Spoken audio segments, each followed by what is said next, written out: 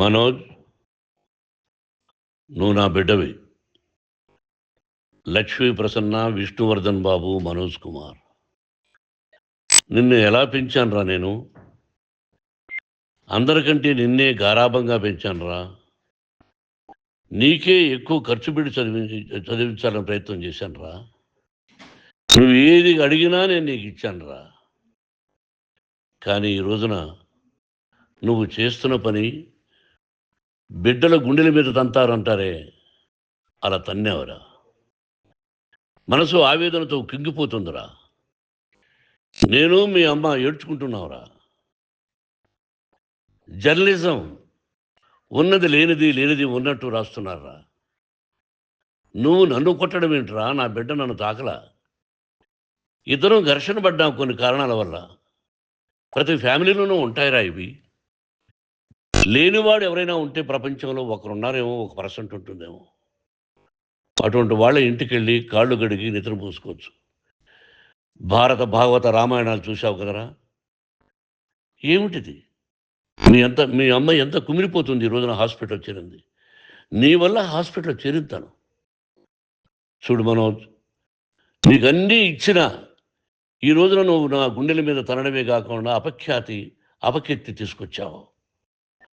ఏదేదో రాశావు, ఏదేదో చెప్తున్నావు.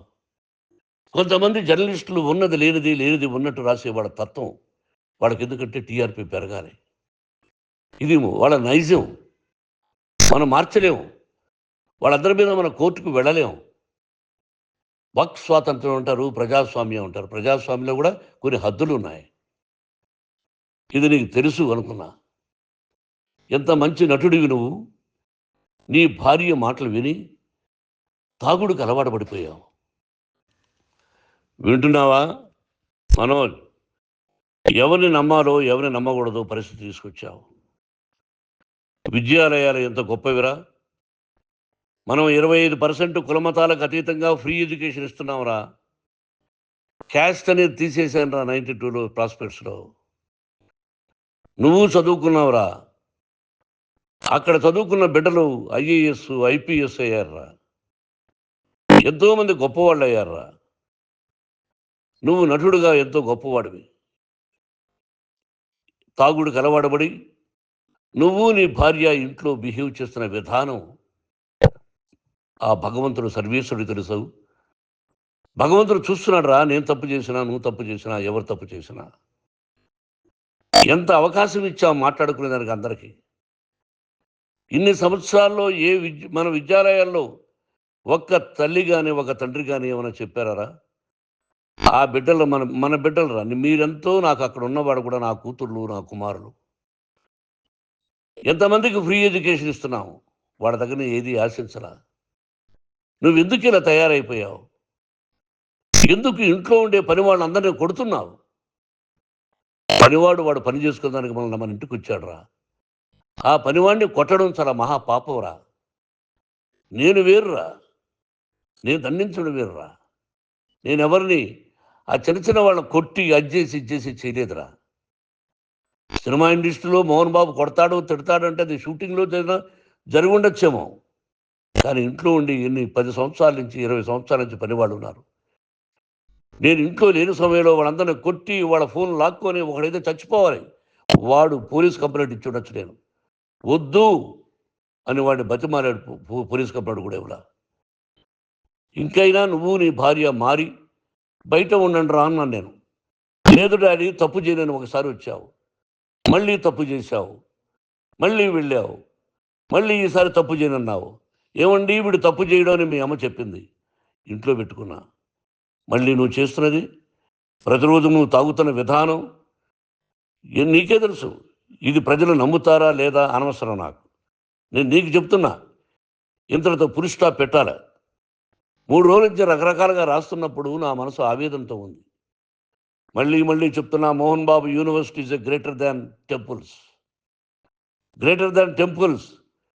బిడ్డలను కాలేజీలో చేర్చుకునే ముందు చెప్తారు, అన్నయ్య ఎంత ఉంది యూనివర్సిటీ రూల్స్, ఇది మా పద్ధతి, మీకు ఇష్టమైతే చేర్చండి. గవర్నమెంట్ బిడ్డలని గవర్నమెంట్ ఏమి ఇస్తుందో ఇంత పర్సంటేజీ వాళ్ళకు కూడా మీ దగ్గర ఎందుకు డబ్బు తీసుకుంటున్నామంటే దానికి అర్థం పరమార్థం చెప్పాము. దొంగతనంగా తీసుకోలేదు. ప్రతిదానికి చెక్కులు ఉన్నాయి. అది అకౌంట్ ఉంది. దానిలో తప్పులు జరిగితే డిపార్ట్మెంట్ ఉంది. కాలేజీలో ఇంకేమైనా తప్పు జరిగితే గవర్నమెంట్ ఉంది. ఇవన్నీ నీకు తెలుసు. ఈ రోజున ప్రపంచంలోనే నెంబర్ 1గా చేయాలని మీ అన్న కష్టపడి ఇతర దేశాల్లో నెంబర్ 1 యూనివర్సిటీతో టైఅప్ చేశాడు. ఈ రోజు నువ్వు చేసిన విధానం ఏమిటి? నువ్వే ఒకప్పుడు నాకు ఇవి ఏమొద్దు నేను యాక్టింగ్ అన్నావు. ఈ రోజున ఏం చేస్తున్నావు? విద్యాలయాల మీద పడ్డావు. తల్లిదండ్రులు చాలా గొప్పవాళ్ళరా. కొంతమందికి డబ్బు కట్టలేకపోవచ్చు. కట్టని వాళ్ళకు కొంత సహాయం చేసావు. అంతా సహాయం చేయలేము. బ్యాంకుల్లో డబ్బు కట్టాలి. లెక్చరర్స్కి డబ్బులు ఇవ్వాలి. యూనివర్సిటీ బ్రహ్మాండంగా నడపాలంటే మంచి లెక్చరర్స్ కావాలి. ఇవన్నీ తెలిసి చేస్తున్నావురా 32, 33 సంవత్సరాల నుంచి. అది పక్కన పెడితే అందరినీ కొట్టడానికి వస్తావు. మీ అన్నం తిడతావు. ఒక వ్యక్తి వినయ్ గారని ఆయన వ్యక్తి హెల్ప్ చేయడానికి వస్తే ఆ వినయ్ ఎవరు లజ్జాగుడికి చంపేస్తాను వాడు అన్నావు. ఇవన్నీ ఎంత తప్పురా? అంటే మీ నాన్నగారికి ఎవరు సహాయం చేయడానికి వస్తే వాళ్ళందరినీ లజ్జాగుడుకులు అంటావు. చంపేస్తానంటావు. మీ అన్నను చంపేస్తానన్నావు. చంపరా చూద్దాం మీ అన్న నేనే అన్నా. తాకరా నీ ధైర్యం ఉంటే అన్నా. ఎంతమందిని చంపాలనుకుంటున్నావు? ఎంతమందిని చేయాలనుకుంటున్నావు? నువ్వు ఏం సాధించాలనుకుంటున్నావు? ఆలోచించుకో. ఈ ఇంట్లోకి అడుగు పెట్టడానికి నీకు అధికారం లేదు. ఇది నా కష్టార్జితం. మా నాన్నగారు 10 రూపాయలు 10 పైసలు కూడా ఇవ్వలేదురా. మంచి జన్మనిచ్చాడు మా నాన్నగారు. మద్రాసుకు వెళ్ళి వీధుల్లో అడుగు తిన్నానురా. ఒక పూట కూడా భోజనం లేకుండా అడుగు తిన్నానురా. న్యాయంగా మోహన్ బాబు తిడతాడు కొడతాడంటారు కానీ మోసగడనం లేదురా. నీట్ పార్లమెంటేరియన్గా బయట వచ్చానురా. నువ్వు నా పరువు ప్రఖ్యాతులు మంట కలిపావు. ఏమిటి నేను చేసిన అన్యాయం? నీకు జన్మనిచ్చాను. అదా నేను చేసిన పాపం. అందుకే ఇది నా ఇల్లు అన్నావు. నువ్వు నీ ఇల్లు కాదు. నీ కష్టార్జితంతో నువ్వు సంపాదించుకున్న ఇల్లు నీది. ఇది నా డబ్బు, నా కష్టార్జితం. నా కష్టార్జితంలో నేను పిలిస్తేనే మీరు ఇంట్లోకి రావాలి. అటువంటిది పోగొట్టుకున్నావు నువ్వు. ఆస్తులు అంటావా? ముగ్గురికి సమానంగా రాయాలా లేదా అది నా ఇష్టం. ఆస్తులు ఇస్తానా, లేకపోతే గంగపాలు చేస్తానా, లేకపోతే ఎవరికైనా దానధర్మాలు చేస్తానా, అది నాకు సంబంధించిందిరా. నా కష్టార్జితం రా. మీరు చేస్తున్న విధానం గుణగణాలు కావాలరా. మందు తాగచ్చురా. ఎంత తాగాలి? నేను కూడా 1 or 2 పెగ్స్ తీసుకుంటా. ఇది తప్పు కాదు, జనానికి తెలియాలి. నా డబ్బు ఇది. తాగి ఎవరిని కొట్లా. తాగి నేను తింటున్నా. అది ప్రజలకు అక్కర్లా. నేను తప్పు చేస్తేనే ప్రజలకు కావాలా. ఇవన్నీ ఉన్నాయిరా. ఇవన్నీ తెలుసుకో. జర్నలిస్ట్ సోదరులారా, మీకు నా గతాన్ని తెలుసు, నా భవిష్యత్తు, నేను ఎక్కడి నుంచి వచ్చాను కూడా మీకు తెలుసు. ఈ రోజున మీరు రాస్తున్న విధానం, నా బిడ్డ నన్ను కొట్టాడన్నారు.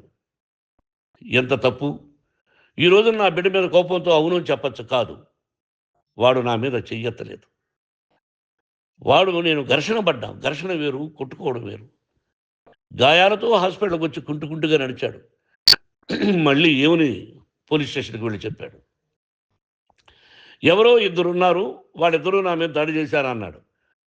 నా ఇంట్లో పనిచేస్తున్న వ్యక్తుల గురించి పోలీస్ స్టేషన్కి వెళ్ళి చెప్పవలసిన అవసరం అతనికి లేదు, హక్కు లేదు. పోలీస్ డిపార్ట్మెంట్ కూడా తెలుసుకోవాల్సిన విషయం.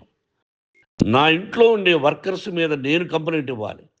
నువ్వు పర్మిషన్ లేకుండా నా ఇంట్లోకి నువ్వు చొరబడి ఇల్లు నాదంటూ ఇంట్లో పనిచేస్తున్న వర్కర్స్ మీద కంప్లైంట్ ఇచ్చావు. అది ఎంతవరకు పోలీసు న్యాయమో రూల్సో చూద్దాం. పోలీస్ డిపార్ట్మెంట్ ఇంటికి వచ్చింది. వాళ్ళకి రాశాను ఉత్తరం. అయ్యా, నేను సీనియర్ సిటిజన్ని, నాకు రక్షణ లేకుండా ఉంది. నా బిడ్డ వల్ల నా ఇంట్లో నుంచి నా బిడ్డను పంపించేసి ఇది నా ఇల్లని. వాళ్ళు నాకు సమాధానం ఇవ్వలేదు. ఇవ్వకపోగా ఎవరిని పట్టించుకోలేదు. ఇప్పుడు పోలీసు వాళ్ళు వచ్చి ఏమండి రూల్స్ ప్రకారం నా బిడ్డ ఇంటికి రాకూడదంటే మాకు హయ్యర్ డిపార్ట్మెంట్, హయ్యర్ అథారిటీ వాళ్ళు ఫోన్ చేశారు. మీరు ఎవరిని స్టాప్ చేయొద్దండి, బయట నుంచి ఎవరైనా వస్తే వాళ్ళని స్టాప్ చేయండి అన్నారు. 2 రోజుల నుంచి 10 మంది 20 మంది వస్తున్నారు. వాళ్ళు అలా చూస్తూ నిలబడ్డారు. వాళ్ళు ఫోటోలు తీసుకున్నారు. వాళ్ళ మీద మళ్ళీ వదిలేస్తున్నారు. ఎవరిని నిందించాలి? But I give respect to the police department. వాళ్ళకి ఎవరు ఏ అధికారి ఫోన్ చేశాడో, ఆ అధికారికి ఏ పొలిటీషియన్ చేశాడో అది వాళ్ళకే వదిలేస్తున్నా. కాబట్టి వాళ్ళు పోలీస్ కంప్లైంట్ ఇచ్చినా కూడా మేము సంబంధం లేదని అంటున్నారు కాబట్టి నేను నా బిడ్డను నిన్ను నాపు చేస్తున్నా. నువ్వు ఇంట్లోకి వచ్చే అధికారం నీకు లేదు. నువ్వు వచ్చి నీ బిడ్డను తీసుకెళ్ళు. సంతోషం. నువ్వు రాలేదు, నీ బిడ్డను జాగ్రత్తగానే చూసుకుంటావు. Take care your daughter, that's all. మీ అమ్మ హాస్పిటల్లో అడ్మిట్ అయింది. రేపో ఎల్లుండో మీ అమ్మను పిలిపించి బాగైన తర్వాత ఇదిగో నువ్వు నీ కొడుకు బిడ్డను తీసుకెళ్ళి వాడికి అప్పచెప్పని చెప్తాను పోలీసు వాళ్ళ ఆధ్వర్యంలో. ఇది 100% జర్నలిస్టు సోదరులారా, పులి స్టాప్ పెట్టండి. మీకు కుటుంబాలు ఉన్నాయి, మీ యజమానులకు కుటుంబాలు ఉన్నాయి. మీ కుటుంబాల విషయాలు, మీ యజమానుల కుటుంబాల విషయాలు మేము ఎవరు జోక్యం చేసుకోరా. మేము నటీనటులం. మాది తప్పుంటే నటుడుగా నన్ను ఫెయిల్యూర్ అని రాయండి, నా నటన బాగలేకపోతే రాయండి. బట్ ఇంటి లోపల సందులో నుంచి చూస్తూ తప్పు చేస్తున్నామని ఉన్నది లేనిది ఉన్నట్టు రాయకండి. మీకు నా హృదయపూర్వక నమస్కారాలు. ఇన్ని రోజులు హృదయపూర్వకంగా ఎంకరేజ్మెంట్ చేశారు. ఆ ఎంకరేజ్మెంట్కు నమస్కారం చేసుకుంటూ I love you all. I love you police department. మీరు న్యాయంగా ధర్మంగా నడుచుకోండి, ఎవరికి తొత్తుల్లాగా ఉండొద్దండి అని మనవి చేసుకుంటూ నేను సెలవు తీసుకుంటాను. Thank you very much for all the journalist. ఇక్కడ పులి స్టాప్ పెట్టండి, పులి స్టాప్ పెట్టండి. Thank you very much.